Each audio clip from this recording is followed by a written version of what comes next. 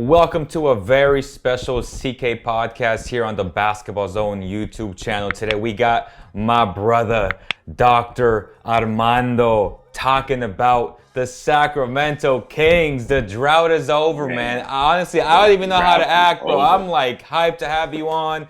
We've been talking pre-show, and you got me hyped, and maybe you might be able to change my mind, man. But how you been, brother? I mean, I don't know how much time I got, but I'm here to change not just your mind, but all the listeners, all your loyal followers, change their minds too about how we should be approaching this. I think that there's a lot of room for confidence. I wouldn't say optimism. There's a lot of room for confidence, and we should be confident. A confident 3 seed going into a matchup against a team that has won a handful of titles, well deserved. We should be a confident 3 seed. So I have a lot of hope to share today, but I've been good, man. It's just, yeah, this week, I reached out to you last night. I was getting on a plane and just thinking to myself, I don't think I've taken enough time. Like, I wanted to be intentional almost. So, like, I need to take time on this flight not to do anything else other than just think about the fact that the Sacramento Kings just broke a 16-year playoff drought. 100%. And, like, for someone like you, who I will say is like, in terms of people I know, I mean, it means a lot to me, man. I'm a big Kings fan, have been my whole life. But for someone that's there I can only imagine what it means for you too. You know what I'm saying? Like, we should all be stopping for a moment and just reflecting on the fact, like, we should be talking about this every day. We should be recording a podcast, 3 of them a day. There's not enough time in the day to talk about how big this is for us as a city to finally have the one thing we have. Back as a city. as a city post-COVID, to bring us together, like, to revitalize downtown like we always said we would. There's so much this means. It's about basketball. It's about so much more than that. And by the way, it's bigger than basketball, but we should be confident in the basketball. Yeah, because this team's special. Right. It's bigger than basketball because the game against the Minnesota Timberwolves, I think, when they had a chance to clinch it a little bit earlier than what they had in Portland, I got all teary because that day, for me to think about when I was in college at the University of Nevada, Reno, and how we almost lost the team first to Anaheim, right? And then, like, all that started popping into my mind. Like, we could have been in Anaheim, we could have been in Seattle. And I was thinking, like, where would my career be at this juncture if it wasn't for Vivek and the whole organization, the people that helped out to, like, keep this team in Sacramento, and to now think that I have a son and I'm married with a beautiful wife and I'm growing my family.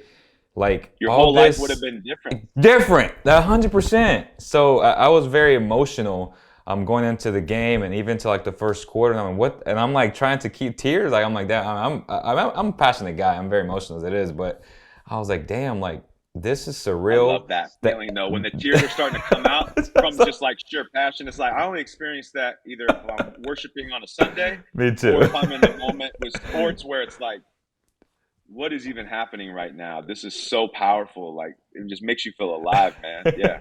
Me too, bro. If it's not Sunday, I'm like, but it felt right.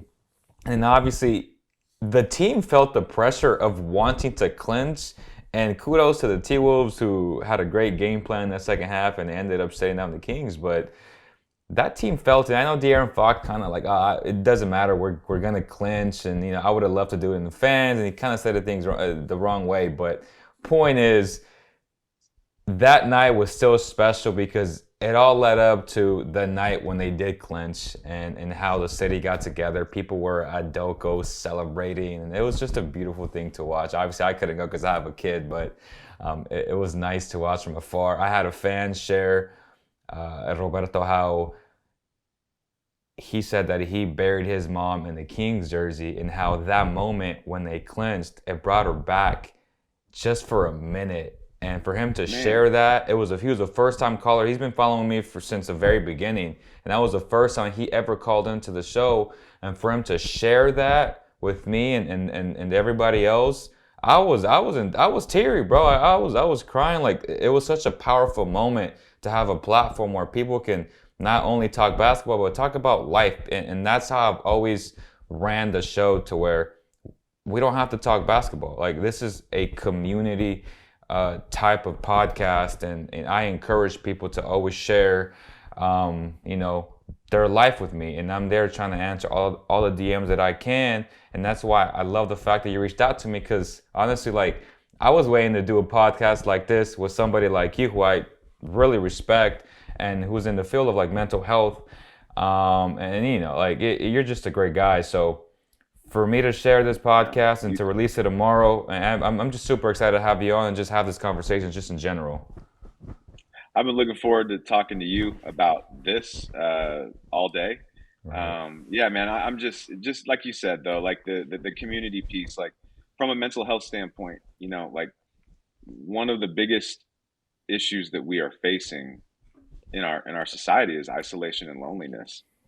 And you know, it's funny. I was talking to someone that works for iHeartRadio, and talking Right. about just how it used to be back in the day. I'm getting ready to turn 40, so you know, dating myself here, but how we would wake up in the mornings and we had our morning radio shows and our afternoon shows and our evening shows and our Sunday night slow jams. Like, that was our community. People would talk about it, gave us something to talk about. It also gave us something to gather around. We are missing those things in society today, and so you have a lot of people that don't feel a sense of belonging, which is a basic human Yes. need. And if you don't have it, and you're not seen by others, and you don't have acceptance and belonging in a tribe, then you will experience all sorts of different mental health symptomology. And so I think what's really cool is that it's recently the point that you made. I think there's a lot of people that podcasts become their community, almost their morning radio show, but even in an extended version of that, because then of the platforms like Instagram that connect you even more in depthly. So I Right. think that it's a really great point to say that it's cool to hear stories like that. There's probably more. I know there's more, but that's truly what is so important about this moment, is the fact that the Sacramento Kings have been the civic thing that we all agreed upon for a long time. Now, we may not have agreed upon whether or not we were going to finance a downtown arena, or it wasn't presented in the Right. right forms or fashions or explained Right. correctly. Right. But we all agreed on one thing, is that when this team came here from Kansas City, that we were going to show up and we were going to support them. And that's fascinating, Leo, to me. Like, why did we become a fan base that just blindly showed up and supported things? Like, why are we so passionate? As so many people tell me, like, they're like, man, like, you know how I know someone's from Sacramento? Like, because they tell you 1,000 times, like, that they're from Sacramento. I'm like, Yeah. yeah. Like, they're like, why? I don't know why. I think I know why, but it's just interesting to me that we've had this narrative since the team landed in Sacramento to support them regardless of circumstance. And you know, you don't sign up ever for a 16-year drought, whether it's in your marriage or whether it's in any relationship that you have, especially to a sports team that you commit a lot of time, energy, money, your Hmm. heart into. To go this far and this long in this drought that we've had, it's a big moment for us, because it's been a while since we've been able to come together as a community and as a city. And to be here today, I know that we're almost being so meta that we're taking minutes upon minutes to be meta, and I'm glad we are, because this is a big effing moment for us as a city, and we're here. And so it actually leads me into the first thing I want to kick off today with, and it's just a message to fans. It's almost like my gripe. Uh, it's not a Grant's rant, though. It's not that. I promise. My gripe is this: that, like, we are in what I just said, such a special moment. We are so blessed to be in this moment. We should be so confident. We had the team that set. And again, I said no one knows Kings basketball better than Leo, because he watches it and consumes it all day long. So he'll know the stats better than I will. But I just know that efficiently, from efficiency standpoints, this is one of the most efficient offenses in basketball history. Historic. Number Uh, one. That's it, crazy. Number one, okay, Yeah. and we know that this team it is exploitable, but it's been exploitable against teams that have bigs that can really just control. You know, if we were playing a team that had a big, if we were playing, even, I hate to say it, Minnesota in a 7 game series, Yeah. they could make you feel like that's a long series because they keep pounding that. Here's the thing: why are we letting this moment with such a special team, such a confident team, such a culturally shifted team? Why are we letting this moment, this beautiful moment for Sacramento, be overshadowed by who we are playing? Because it's a I'm sorry, defending bro. champs. It's a defending Well, champs. I mean, it's. listen. I Okay, can't okay. say anything. No, I can't say anything to that. You're right. Yeah. I mean, it's a fair point. I get it. But bro, like Hey, welcome back to the playoffs. You're facing the defending champions who are just getting healthy right at the right time. Like, damn. Leo, I remember when we were just so jacked to play Gary Payton Yeah. and Sean Kemp and Detlef Shrimp. I remember when we were just so jacked to even have a home game. Remember that game 3 in that series? How crazy! I mean, like, breaking decimal levels. I remember what it was like when we went against Utah, and literally everyone here's the problem: everyone nationally is so far behind in terms of Mhm. their narrative and their expectations of this team. Right For now, sure, for sure. we have seen all year long that this team has defined expectations. Vegas has been behind. It was one of the most exploitable teams to bet on early, and it Hmm. really it stayed consistent all year.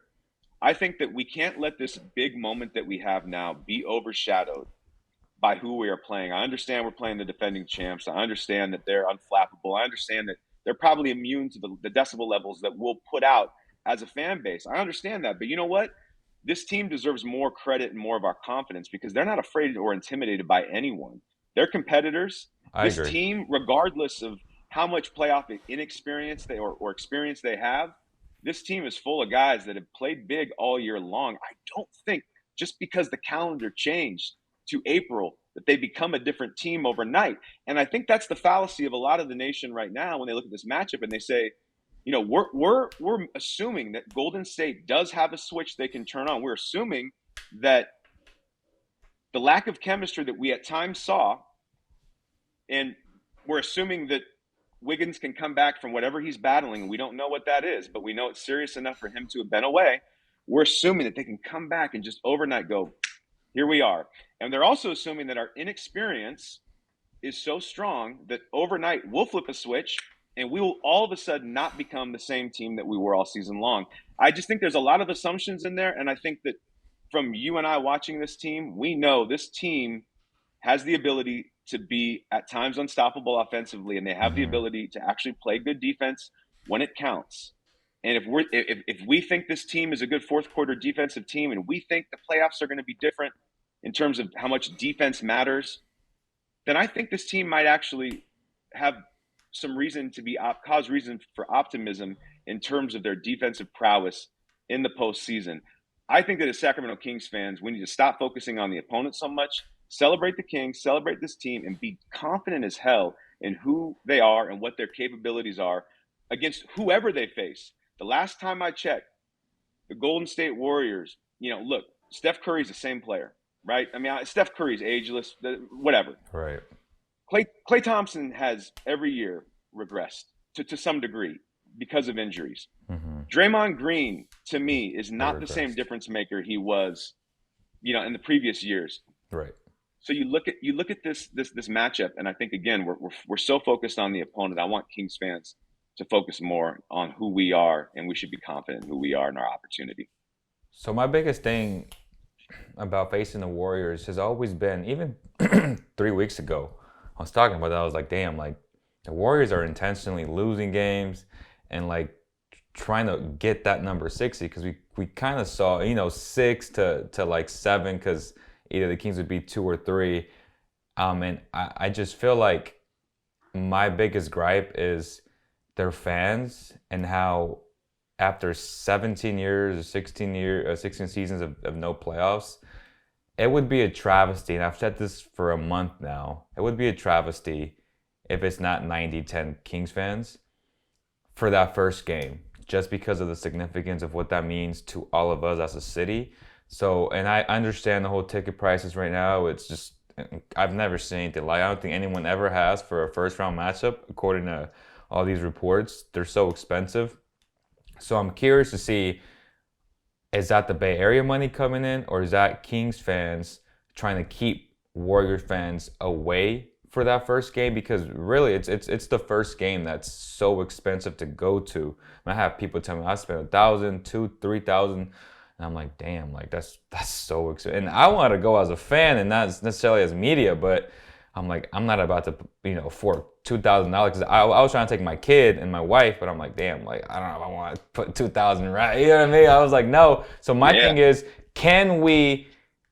I guess, or do we not allow Warrior fans to come into our arena and make it feel like it's there? If it's 60-40, they're hella loud as it is. And Friday was an early indicator of like what it would be like. So I'm just hoping that Kings fans don't allow that to happen because, again, to me, it would be a travesty because of what that means after 16 years of no playoffs.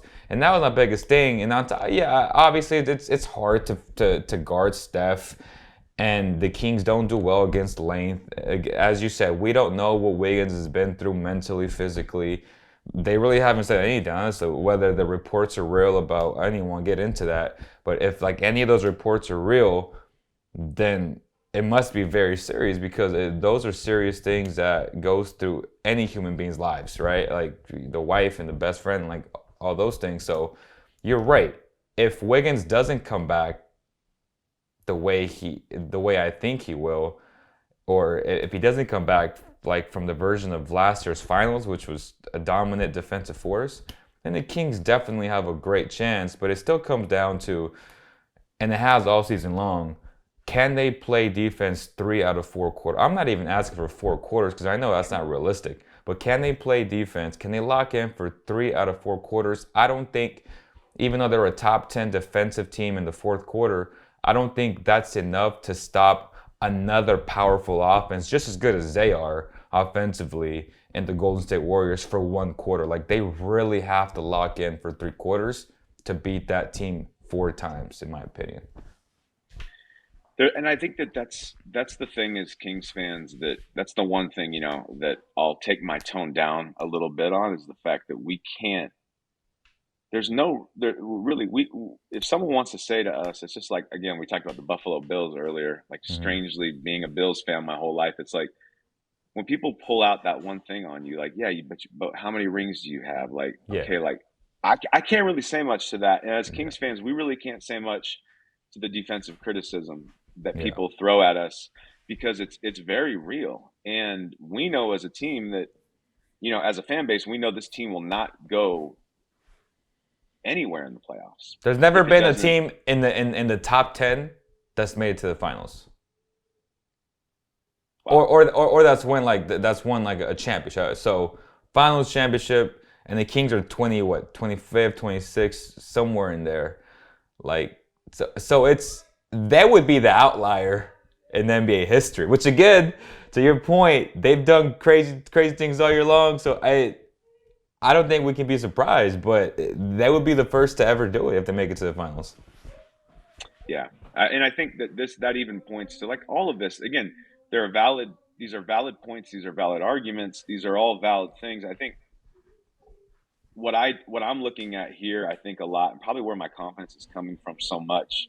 Um, you alluded to it, but I have an amazing opportunity. I get to work with athletes Mm-hmm. across sports, and I've gotten a chance to work with a lot of amazing human beings that I'm constantly learning from, and they're teaching me so much about, greatness. They're teaching me so much about, what it actually takes to, transfer gifts and talent into a finished product that actually, delivers on what you say you will do. So I look a lot at the psychological makeup of folks, and you start to notice things, right? And I look at this team, and I think that's a lot of reason why I'm confident too, Leo. Is like, I look at these guys and I look around, and I I was so wrong. Like, as much as I will say that I was right about some things, Mm-hmm. De'Aaron Fox, the Sabonis trade, I was so wrong about Keegan Right. Murray. Number one, we'll start there. So Okay. I was really big on this idea that we needed another star and that we needed a guy with a higher ceiling, and so I was really big on Ivy. But what I was wrong about was really the fact that this team had enough star power in and of itself. I think Malik Monk really stepping up the way he did and filling that role, Herter at times filling that role. We didn't really need another star. We needed a guy like Keegan, and I don't know if Keegan will ever be a star. And I'm not saying that as a knock on him. And again, I may be wrong on his ceiling yet again, but he's been just such he's been such the player we need him to be. And Right. I look at him as a great example. He's a winner. He's a bit unflappable in terms of I don't see his heart rate intensifying a lot in big moments. I don't see stars in his eyes. I don't see him being lost. I don't see him speeding up too much. I see him being pretty. Keegan's about the steadiest guy we have. Davion Mitchell is probably somewhere around there as well. But this team's full of steady guys. Sabonis is a steady guy. These are all guys that I think when you look around and look at this team, I think it's a lot of the character of these guys that makes me excited, and it gets to and confident. It gets me to the final person that I was more wrong about than Keegan Murray, which is Mike Brown.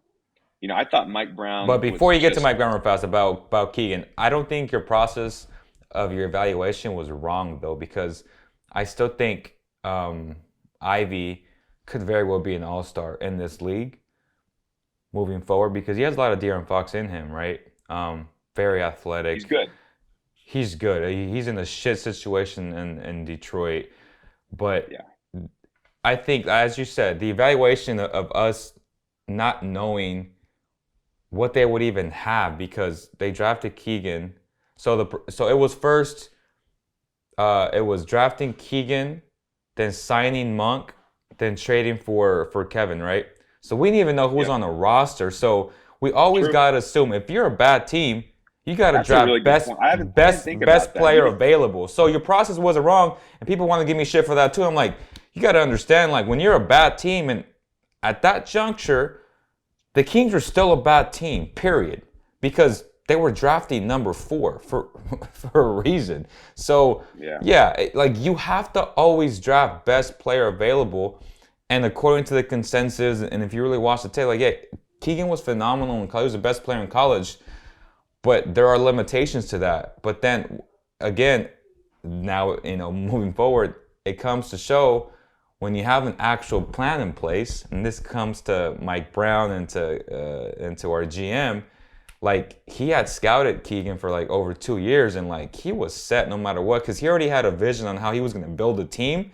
We didn't have that because we had no idea what he was going to do. But to be fair, it's not that you were wrong. We just didn't know what the hell was going to happen 1 week later, really, is what happened because then free agency started after the draft. So it's not that you're wrong. It's just that we didn't see the full picture. Like, we knew that Monty had a plan. We didn't know what the plan was, and we knew that his ass was on the line because he needed to, make the playoffs. Like, let's be honest. Like, he was on the hot seat.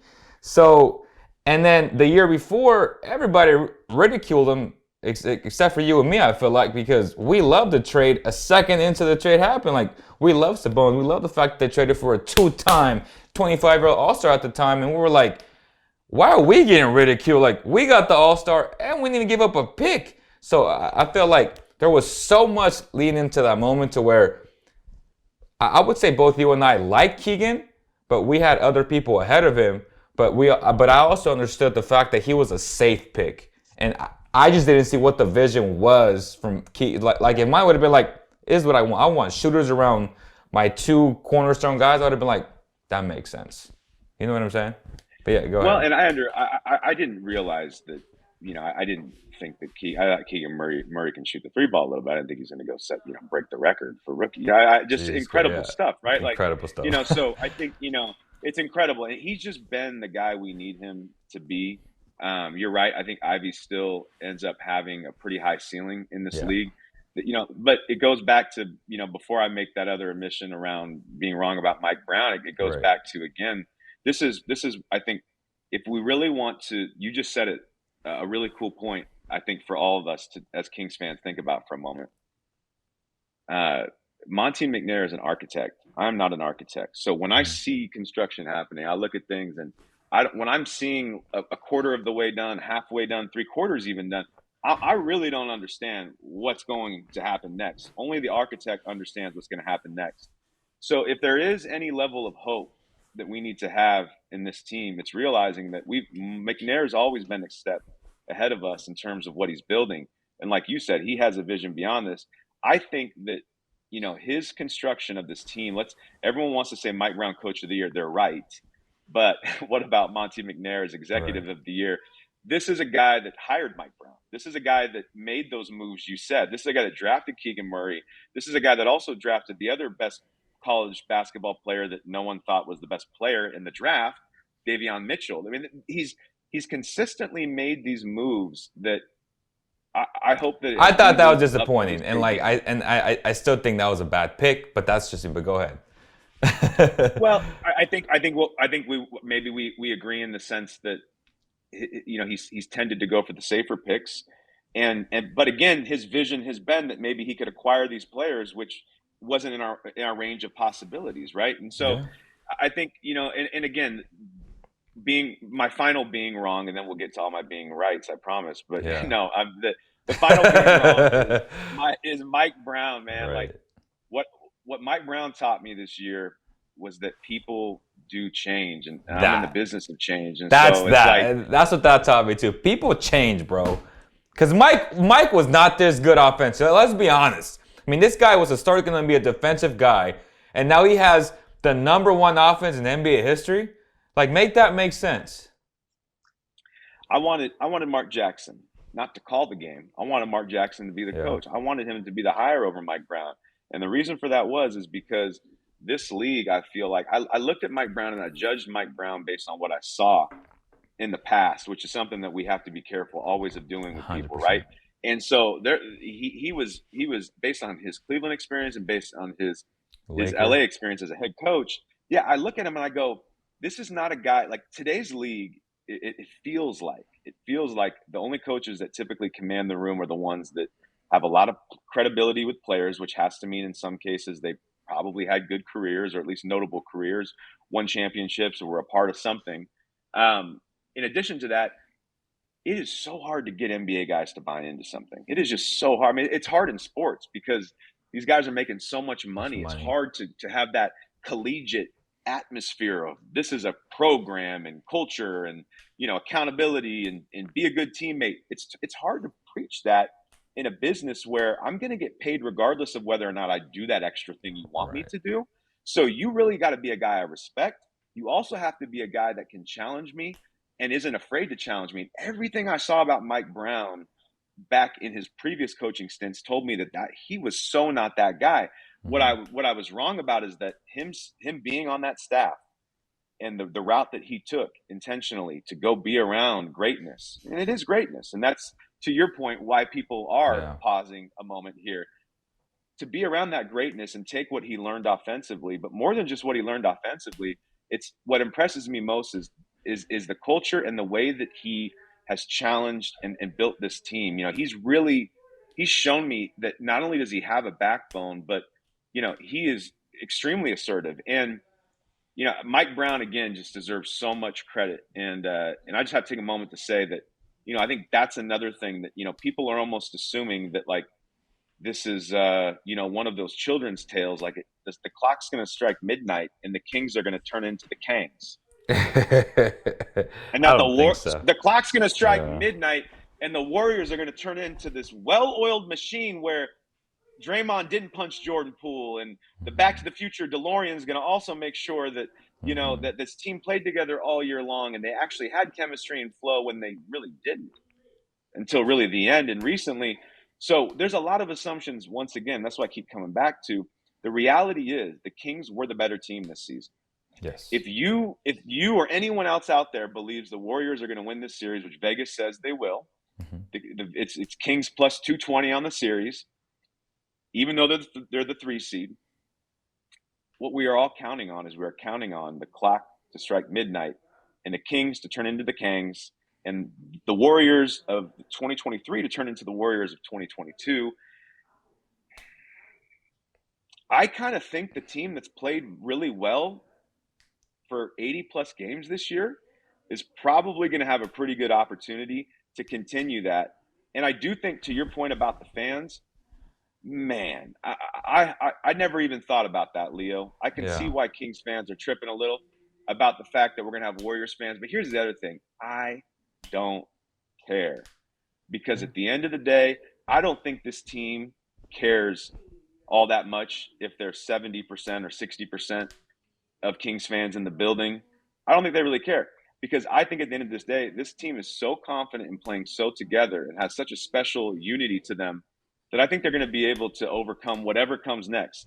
I think they win this in six. I truly do. I don't think it goes seven. I think the Kings win it in six. Ooh, damn. Yeah, yeah. Damn. Come put your money on plus 220, man. I'm just Oh, man. That's. I also think Malik Monk averages 20. I think Domantas Sabonis is unstoppable down low. I think De'Aaron Fox, for guys like you and I, this is cool. This is called the payoff, right? Because like when you invest in a company early on or you own equity Yes. of a company before they go God. public, guess what? When that bell rings, that's called the payoff, man. We're in the payoff period for sticking with De'Aaron Fox because I never left him once. I got Never. that Fox jersey from day one, and I got it from every single time I've stuck by De'Aaron Fox.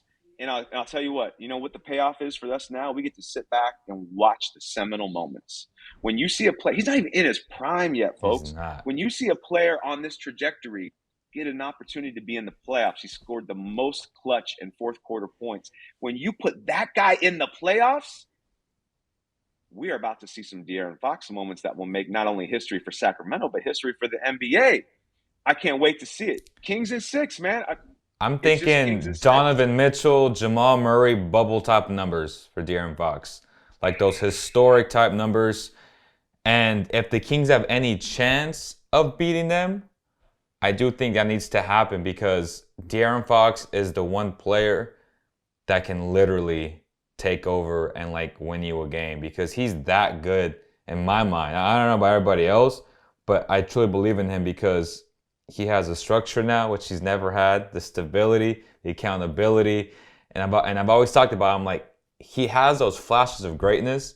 He just hasn't put it together. And yeah, there's a lot of fault that he had as well, obviously, but now it's starting to all kick in at the same time, and it's a beautiful thing to watch. Clutch Player of the Year. If he don't get the award, that's a travesty as well. If he's not All NBA, that's a travesty as well. So De'Aaron Fox, as you said, man, that guy is the real deal. And to your point about the casino saying it's plus 220 or you know midnight hitting and the Kings going back to the Kings.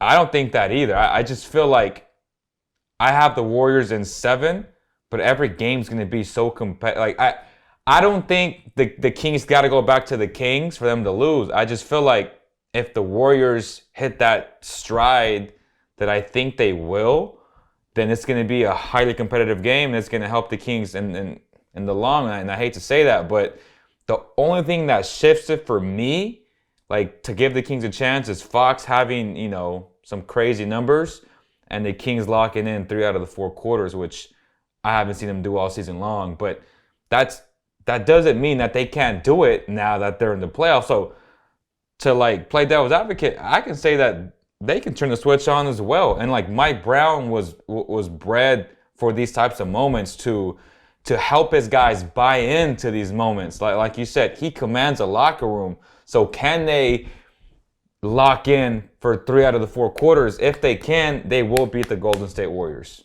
That's my prediction. And this is what it truly comes down to is like, it's kind of like we're taking apart our assumptions. And there's no way that you can even if you're gonna have enough, cojones to make a prediction, you're Yeah, making a set of assumptions.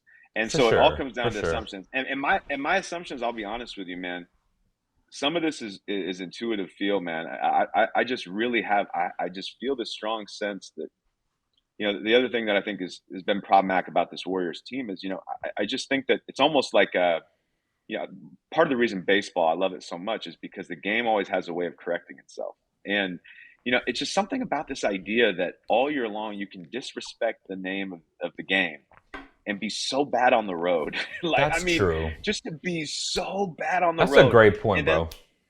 like to just you disrespect the game with just like you can treat the regular season like it's so no big deal that you just kind of show up when you want to and you act like getting pulverized on the road like they did at times, just as flushed from their mind collectively as a unit. Again, I don't worry about it being in Steph's head or any of but I think that as a unit, there's been times where I've looked at the body language of Steve Kerr, and I've just seen him be pissed, like he's irritated with this team. Yeah. So I think that's important too. Like when just been so fortunate to see like up close locker rooms and see how teams move, and you see how certain vibes are. And I just think that there's no question right now that when it comes to chemistry, the Kings are at a higher level of chemistry right now than the Golden State Warriors. And I believe that matters a lot. And again, that's some of my own bias given the work I do and the lens that I see the world through. But I think it's going to be another one of those X factors that we see, that the unity of a team, because it proves itself in playoff basketball. I mean, as much as people say, well, your defense proves itself, you'll show your true colors defensively. I think here's the thing, like, we know this game has become ridiculous in terms of the runs. A 23-point lead Right. can, disappear in no time. And snap. But in the playoffs, again, there's a certain level of fortitude that you have to have as a team, and that comes from belief and unity in one another and buy-in to each other in the program. A certain level of, like, I simply cannot let you down. There's a certain level of hunger the Sacramento Kings have right now that the Golden State Warriors, to the counterpoint, the fact that they have the titles they have, the fact that they've kind of never really clicked this year, there's a certain level of hunger that the Sacramento Kings have too that we bring into this series. I would also argue that if we went into any other series as a 3 seed, maybe there's complacency, that people think might creep in, but you can't be complacent against the It's the defending Warriors. champs. So Yeah. I That's a great just point. think that, again, this team is special. And when I say this team is special, it's not saying that they're special in the sense that they're better than the Bucks or the Celtics or the Suns or Right. maybe even the Warriors. We don't know. But what's special about them as a unit in the group is what we've seen consistently prove why we follow sports. We follow sports not just because of what we see. We follow sports for the narratives and the storylines. And I just think that this Kings team is not just a cute feel-good story. We broke the drought. Hooray. I think this team, the bigger storyline is that there really is something special here. And I think that all of these guys individually, the sum of the parts is greater than all of the parts, but it's because each of them have the dog in them. Each of them loves the pressure-filled moments, and they like to, and they just really want to win and compete. And that's why, again, I think there's a guy too that I mentioned him briefly. I want to just talk about him really quickly if I can. Yeah. He's going to win the Sixth Man of the Year award because of his performance in this round. He'll be a really big reason we win in 6, and that's Malik Monk. I think Malik and De'Aaron, needed each other. Two things that, in my mind, you said that shift with De'Aaron. The two reasons I think it happened internally for him He got married. was, That mattered. well, it, I it mean, really yeah, brought like that stability to his life though. Like it maybe was the that's right girl. one. Maybe that's number one, and there's no number two, number three like that. Actually, that's a great point. I didn't think about that. That's certainly, he's been more public, it seems like, too, with Mm-hmm. his family, and to me, as we know, like, young guy, we're guys that have families. Like, the more that you make your life about your family, there is a certain level of stability and perspective that comes, maturity that Right. comes Yep. from that. And it's also, we fight that. And the fact that he leaned into it says a lot Right. about his maturity and where he's at in that Yes. process. But also, Mike Brown was someone finally stood up to him and kind of called him on his shit and basically said, De'Aaron He Fox, told me you that are in the most person. talented.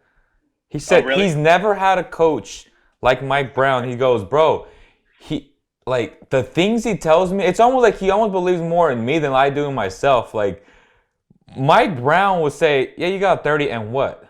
Like, I expect that from him. He'd be like, I just got 30. You know what I mean? Like, like what? What do I gotta do, Coach? To just Bro, it's make you, like, where's crazy. my ceiling to you? 40? Yeah, and that's the crazy thing, and we've all seen that. It's like, I think, De'Aaron is finally, he's putting everything into this, and you could Hmm. feel it, and it's a shift that's happened for him.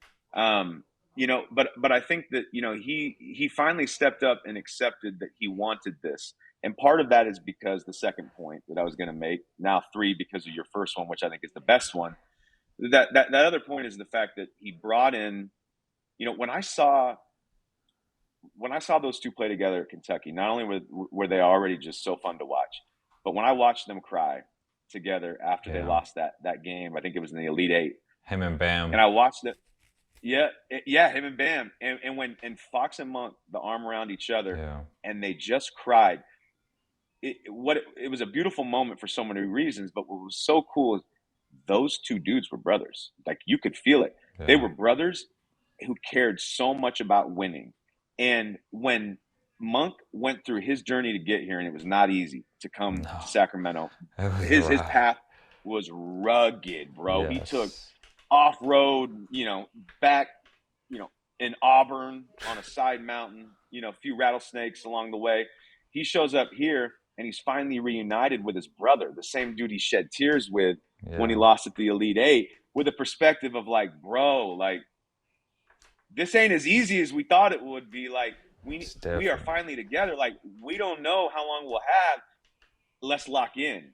And I swear to God, like they both locked in together, man. There's a bond between those two that's so special. And I think Malik Monk is going to cement himself as the sixth man of the year. I think he's going to have, again, I'm getting specific, but I feel like he's going to have 20 points a game this series, which sounds crazy. I just think He's the Malik X Monk is going to be factor. such a big factor for this team. He's the X factor because if he plays well, second unit plays. If he plays well, whoever the backup center is, and I've said this all season long, the backup center's success is contingent on Malik Monk playing well. If Malik Monk does not play well, the center won't play well because he's the guy that runs the pick and roll, and that second unit, they play. Okay. The ball sticks more in the second, right? Like with the starting five, that shit is beautiful to watch. It's just free flowing. Everybody touches the ball never stops. Second unit, it's Malik Monk, and rightfully so because Davion, to my point, he's been a disappointment to me in year number 2, and he really isn't the point guard in that. It's Malik Monk is like Fox's backup to some extent, unless he plays with him, but Malik Monk will definitely be the X factor if the Kings have any chance of beating them. I want to show you De'Aaron Fox's perimeter defense and where it was last year and the year before, but as you can see, and in the very first press conference where Fox was there, Monk, and most of the players were there, listening to Mike Brown, I was left in shock. I was like, man, like he really spoke to me because I already had these preconceived notions of like both you and I. Like I wasn't convinced on him, and I wasn't convinced on Mark Jackson. Yeah, I wanted somebody young like a Ime Udoka type of guy, right? But I understood the pros of having either Mark or Mike because both of those guys would bring the stability and the accountability to this organization. Maybe I was thinking like, oh, maybe they'll use Mark like the Warriors did, where then the Steve Kerr will come after. But I'm like, fuck, and now Right. I'm like, Mike Brown is a Steve Kerr, and more because Can't let him leave the building. Won't let him no, leave the building at this no. point, right? Yeah. So at this point, he is your Steve Kerr, and I was wrong about that portion. I was right in the sense that I knew he would bring the stability, and maybe all they wanted was like, just get me into the playoffs, and we'll change perception and the narratives league wide. And obviously, he did that plus 10x that. But he said De'Aaron Fox is the head of the snake defensively. When I used to watch him in high school in Houston, he got the name Swiper. And for the first, 5 years, De'Aaron was bad defending. Let's be honest. He had moments where he was great. He always Right. showed that, but he never put it together. And this is the first year, and again, the Mike Brown effect, and when I was talking to Fox at McCooney's, he really talked about how much he holds him accountable, man.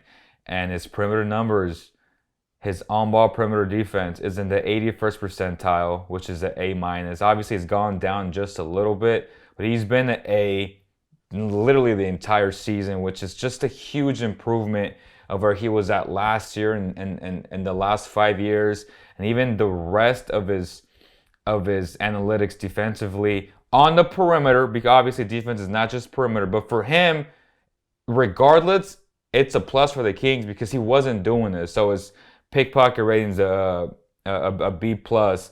Loose ball rec rate is an A minus. So that means his activity on the perimeter, His ball screen navigation is at A minus in the 88th percentile, which means he's very active.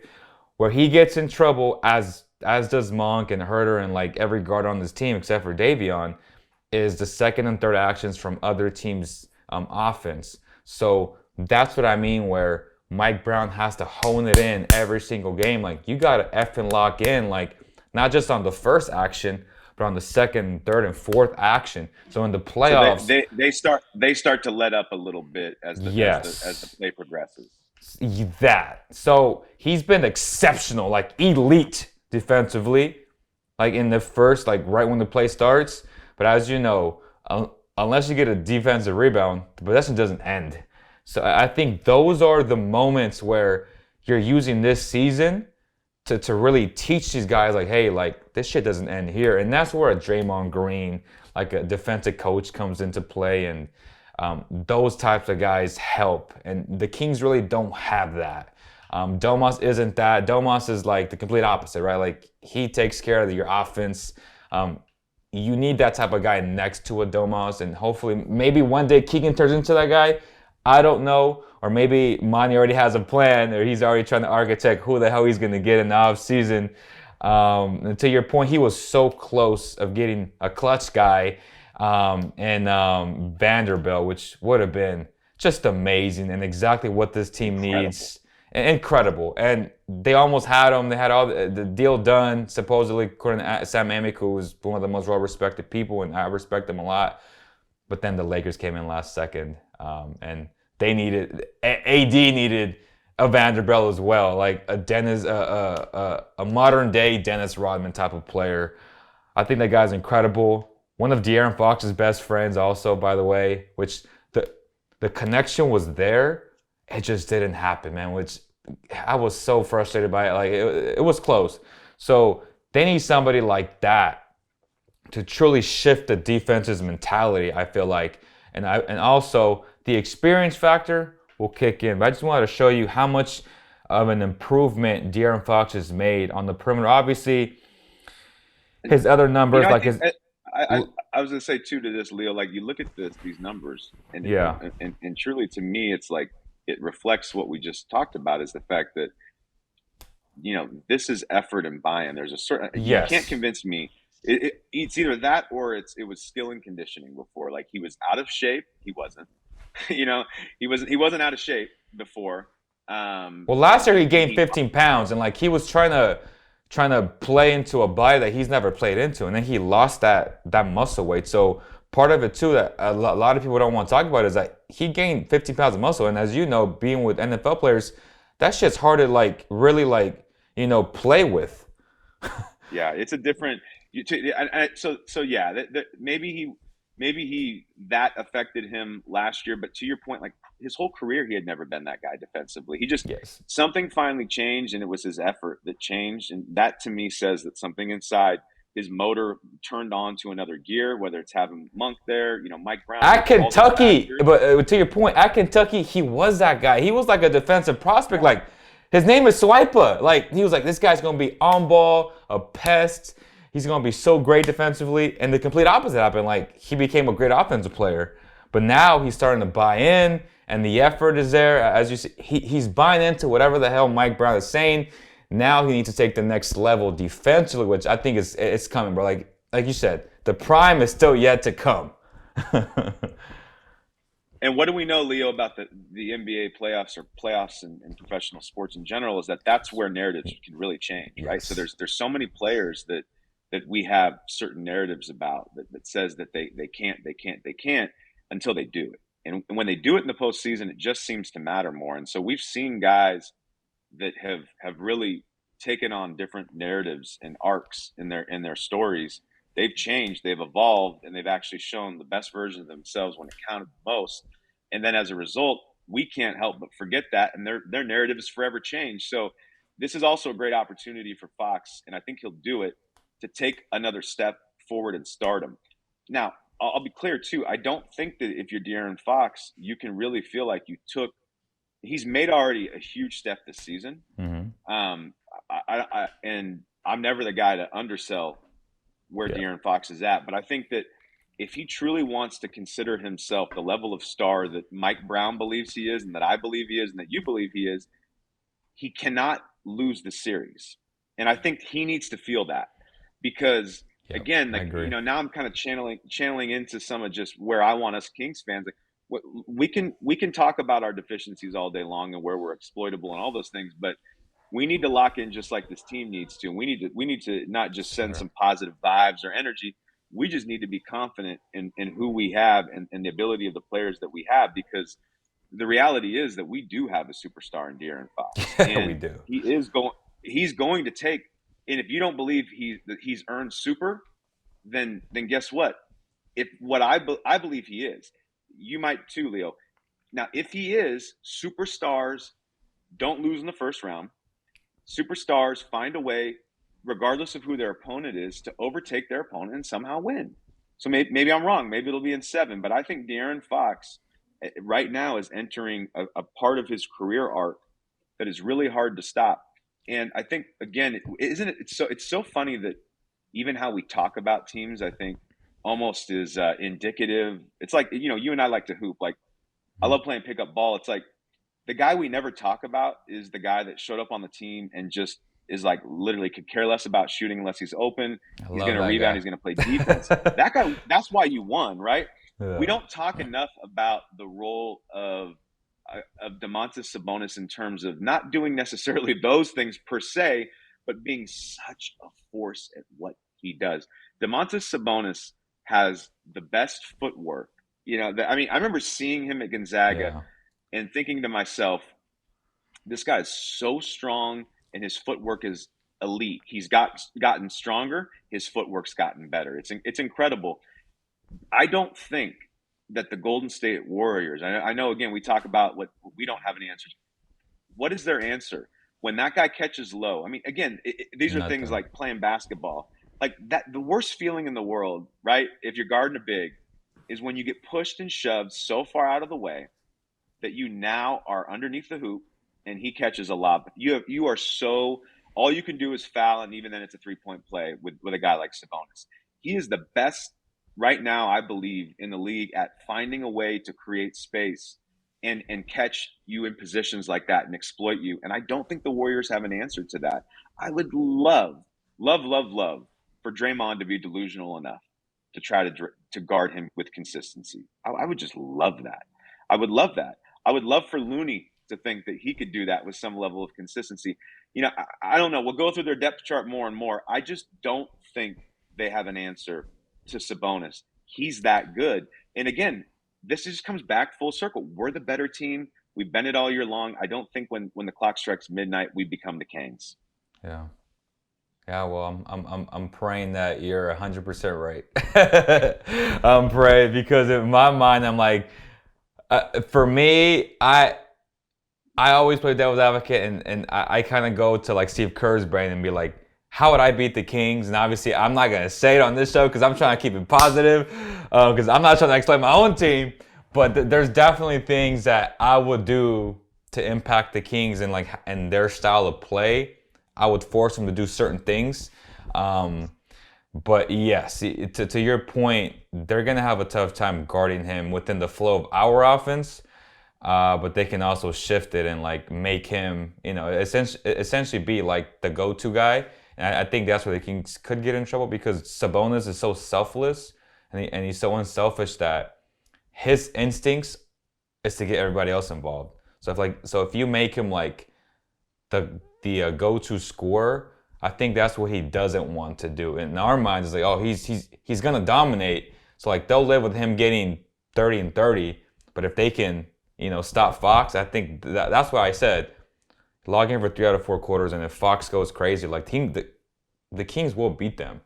But if Sabonis beats you and they shut down Fox, I think that's where we can get in trouble. But I don't want to get too deep into that. Yeah, I think well, no, and I think that here's the thing. Again, it's my own assumption. I could be wrong, but I assume that there's no way Fox doesn't show up, and there's no way that I Sabonis agree. doesn't show up. I just think those guys show up with consistency. A guy like Kevin Herter, when he shows up, we become another level Different. of Yeah. difficulty and it becomes harder to beat us, Either right? Kevin or So Monk. one of those two guys need to show up. I don't That's a think great both point. will, Yeah. but I think one needs to.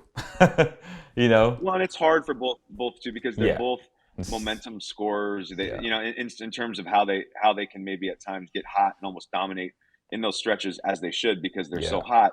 hot. But you have to have that. The point with Davion Mitchell, I think, you're probably right. I mean, I know that you're right because again, I keep saying this. This isn't me just like giving you Yeah. extra credit. I know you study this stuff, so I know that Yeah. what you see is true with him. I think what I've been impressed with is like it's similar probably in the way I've been impressed with Keegan of more like Keegan's role is so well defined, and I feel like Davion's role is Sure. so well defined too that he's that on ball. Like when that guy plays defense, I don't think I've watched many He's players amazing defensively. before Yeah. To your that point, make yes, that he's make you just amazing. love defense, right? Like he is just incredible, and that motor and that energy that he has, he's fearless too. And I think that we'll see a great showing from him. He's going to have some big moments. But the Dubs have a I'm guy just just like excited, him, man. and I think that's where, and he's barely coming back, and that's Gary Payton. So like, Gary Payton is, if not better than Davion on what he does. So I think that's what scares me. And you talked about togetherness. I think what scared me for the last game is you saw them having fun. I was watching Wiggins laughing. I was watching like Clay talking shit. And I was like, fuck, like if this team clicks, I think that's my fear. But then if I'm being, optimistic and like, or not optimistic, but just real about our chemistry, which has been, again, better than the Warriors all year long. And if I just erase like this the last game of the year where the Warriors are just talking their shit, I was like, damn, like, you're right. I think the Kings have a great chance to win, but it's going to be fast. Well, It's going to be who's it? phenomenal. Yeah, I mean, and who were they playing? That they were playing a team that was already mid Yeah, yeah. vacation, mid game. I'm glad it felt good to get shots up with no one guarding you. It's going to be a little bit different though when you come into G1 yeah, and then we're breaking a 16-year drought. This is different up here in Sacramento. And yeah. look, man, this is my final pump up thing. Like we as a city are different. This whole thing, we are different. Like we are different in terms of how we show up. I've been blessed to see a lot of professional sports teams travel a lot to different cities. There's something special about the way the only thing that was similar to me was I went to Green Bay, Wisconsin last year and was at Mm, Lambeau on the sidelines for a that's game there and, awesome. and, and watched that whole city. And, that city lives and builds its life around the Green Bay Packers. The closest thing I've seen to that when we are in moments like this is the Sacramento Kings. That's We're going to fair. see it. You're going to ask someone what they're doing Saturday evening, and they're going to look at you crazy and sad-eyed and be like, and you didn't even know they were a Kings fan. They're like, what are you talking about, man? I'm watching Where are you watching the game at? I know you're yeah. watching those moments are coming back. This team has the ability there are elements in sports that you can't see and that you can't analyze, that can't be put on paper. The And those are the Kings. elements those are elements that I Business, traffic in bro. a lot. Business is thriving most places, especially downtown, because they have success now. Like, my client Medici and like all these places, they're killing it. And it sucks that you're so dependent on the Kings. But now that you are kind of dependent like on the Kings, now they're playing well, right? Like it's crazy. That's no different than it's ever been here, right? You look at the half court shot. What was it? Hmm. Was it Folsom Lake Plus, Ford, whatever that was? yeah, Yeah, you look at Wild Bill. You look at Sacramento's all. This is the moment, Taro, right? This is the moment where Sacramento gets a chance to shine. Our business leaders shine. Our businesses do better. As a community, we're closer. We have something to share and be in common about, and that's why, damn it, I want to keep this going. And that's what I love about sports is that if I'm in that locker room, that's all I'm saying is like, and I'm sure that's how those guys feel is like, as much as that could be scary or any of those variables could be scary, they're so locked in on the fact that they just don't want to stop playing right, basketball together. right. That's when it's special as a team.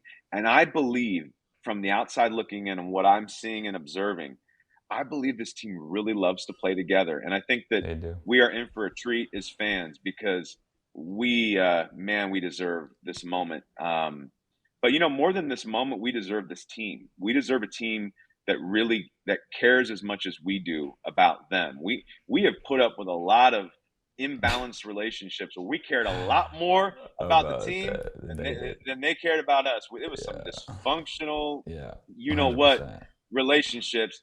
This is actually an equitable relationship. We Yeah. love hard, and they're worth loving hard. And we should be Yeah. very confident going into this. Kings and six, man. I'm just saying right Oh now. man. Kings and six. Let's go right Go now. put the Kings and money, six, man. man. Let's go. Fit. Put your money on the sixth game. If it's 2 plus 220 for the series, if you call it in six, I'm sure you're making even more. You might even be able to afford some playoff tickets, man. Facts. That we should all put Facts. some gas on that. So let's go Facts. all in, man. It's just it's so exciting. Uh, I love it. I Ring the love it. cowbells. Go Kings. So before I let you go, man, I want to be respectful of your time. What other projects do you got going right now? I'm sure some great stuff because you're big time, bro. Like you're doing NFL, MLB, MLS. Like I'm so fascinated by your growth and the things that you've been doing, man. And from the last time that we had you on, like you've grown so much in your career, man. I'm so proud of you. I appreciate that, man. Thank you. I think like the only like I give God all the glory, not to be cheesy or cliche, but like I truly 100%. believe like I 100%. I did not set out to do this. Like I didn't go like I want to go work with athletes and do what I'm doing Mhm. now. And so it's been such an interesting in journey. But yeah, right now the focus has been, I've had an opportunity to work this mostly the way my journey started was I had a practice in Midtown. So I was a Midtown business owner for years, had a private practice, a doctorate of psychology and marriage and family therapy, had a practice there. And then I started getting hired individually by professional athletes who wanted to either work on their mental health and just take care of some stuff, Mhm. or they wanted to level up and train their brains to operate in flow state because they knew that there's abilities to do that now. And over time, after getting hired by some players, it just becomes a word of mouth thing. It then Right. evolved into some teams, and so I've had a chance this off season to do more work with Major League Baseball team That's awesome. that's brought me in to really work with some of their players and to watch athletes remove performance blocks is so cool because it brings them such peace, and those blocks aren't just showing up on the court; they're showing up off the court or field, and so it's just been a lot of fun. So I've been doing a lot with that. Continuing on to year number three, working again as an outside entity brought in as a special advisor in a sense with the Tennessee Titans and doing work with that team God as is we go good, through. man. I love hearing that.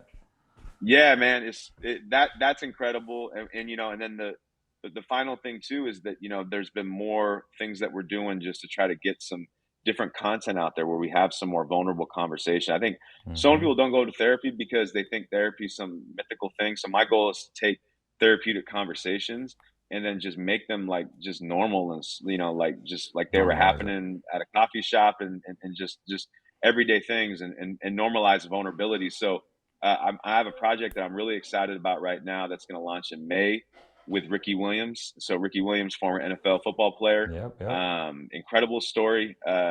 Ricky and I got a chance to interview Ricky on Uninterrupted, That's and awesome, they man. decided that from that we created a show called Soul Training, and we just wrapped 4 episodes with some amazing guests that we just recorded in Hollywood, and we're going to air that and have a premiere and screening for that in early May.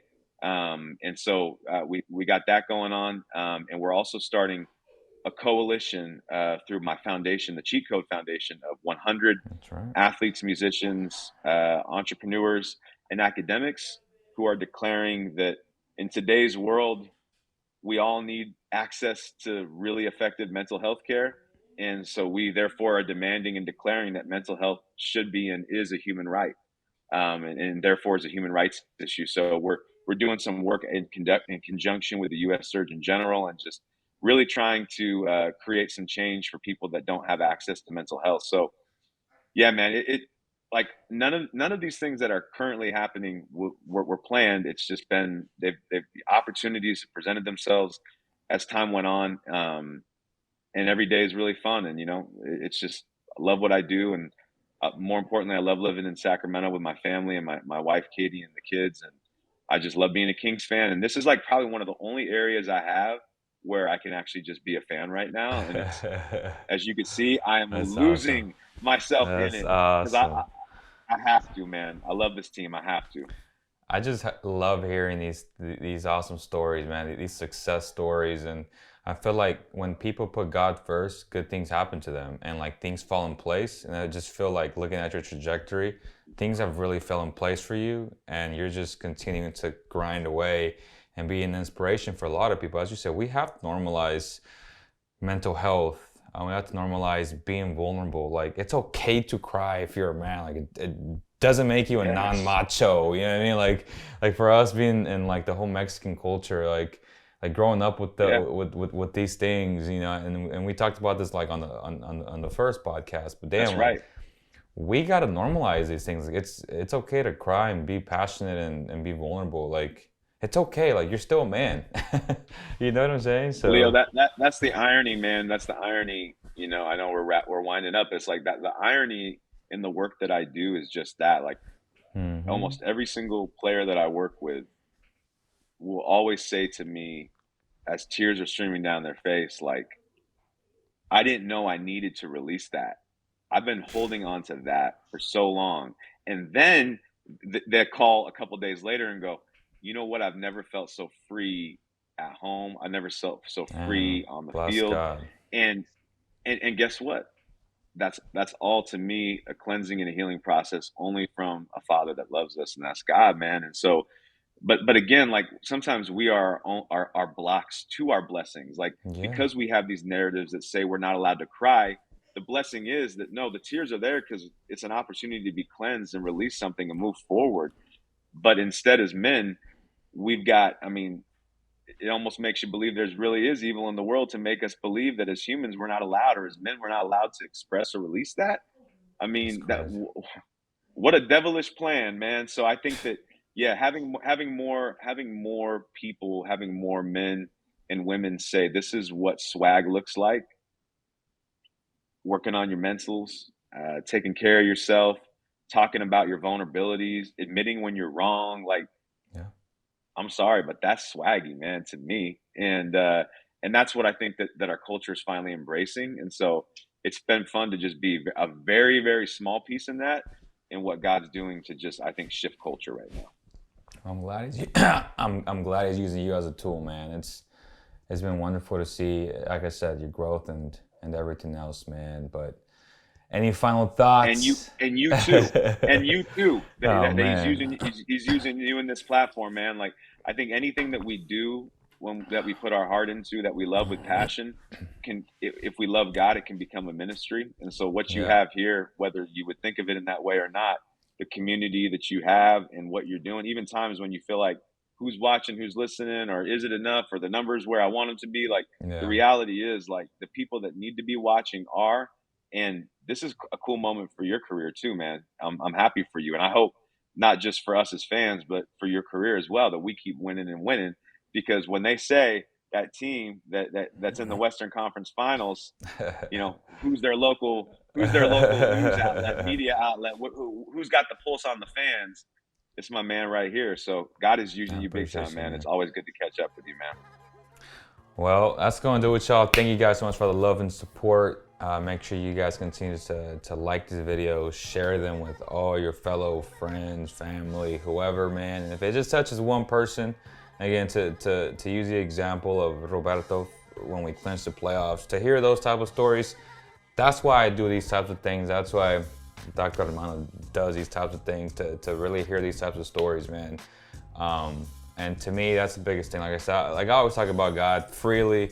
I'm not ashamed to say, man, I'm a firm believer in God. I put God first over anything. So bless you guys. Thank you guys so much for the love and support. And we'll see you guys on the next one. Peace. Love it.